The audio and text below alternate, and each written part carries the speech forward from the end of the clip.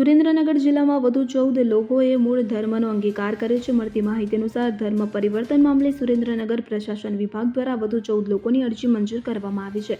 આ લોકો દ્વારા મૂળ ધર્મ છોડી બૌદ્ધ ધર્મ અપનાવવામાં આવ્યો છે. ખાસ કરીને ગ્રામીણ વિસ્તારોમાં થતા અનુસૂચિત સમાજ પર થતા અત્યાચાર મુદ્દે મૂળ ધર્મ અંગીકાર કરવામાં આવ્યો છે. આ લોકો દ્વારા બૌદ્ધ ધર્મનો સ્વીકાર કરાયો છે. આ સાથે ગ્રામીણ વિસ્તારોમાં અનુસૂચિત સમાજના યુવકોને ઘોડે ન ચડવા, મૂછો ન રાખવા દેવી, પાણી ન ભરવા દેવું જેવી ઘટનાઓ બનતી હોવાનો આક્ષેપ કરાયો છે. તેમજ મંદિરમાં પણ જવા દેવામાં ન આવતા હોવાનો આક્ષેપ કરવામાં આવ્યો છે. જાણકારી અનુસાર સુરેન્દ્રનગરમાં જ એક વર્ષમાં 50થી વધુ લોકોએ મૂળ ધર્મનો અંગીકાર કરી બૌદ્ધ ધર્મ અપનાવ્યો છે અને હજુ પણ ગ્રામીણ વિસ્તારોમાં અસ્પૃશ્યતા નાબૂદ નહીં થાય તો આગામી દિવસોમાં પણ બૌદ્ધ ધર્મનો સ્વીકાર કરનાર લોકોની સંખ્યા વધશેનું બંતે પથિકે જણાવ્યું હતું. નમો બુધાય.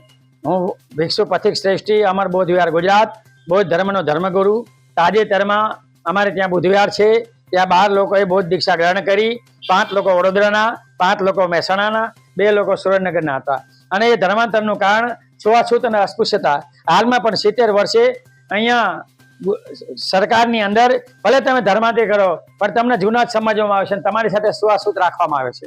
અને છૂઆછૂત જેવા કે ઘોડે ચડવા ન દેવું, મૂછ ન રાખવા દેવી, સારા નામ ન રાખવા દેવા, પાણી ન ભરવા દેવા, અહીં હાલવા ન દેવા, મંદિરમાં જવા ન દેવા, આવા બધા પ્રોબ્લેમના કારણે ધર્માંતર થઈ રહ્યો છે અને ટૂંક સમયમાં બહુ મોટા પાયે થશે. સુરેન્દ્રનગર કલેક્ટરે મંજૂરી આપી હતી? હા, આપી દીધી. કલેક્ટર તો અહીં મંજૂરી આપી જ દે છે. એક વર્ષમાં કેટલા લોકોએ ધર્મ? આ એક વર્ષમાં સુરેન્દ્રનગર સિટીની અંદર લગભગ 50 લોકોએ દીક્ષા લીધી અને ગુજરાત બહાર 450 લોકોએ લીધી મારા અંડરમાં.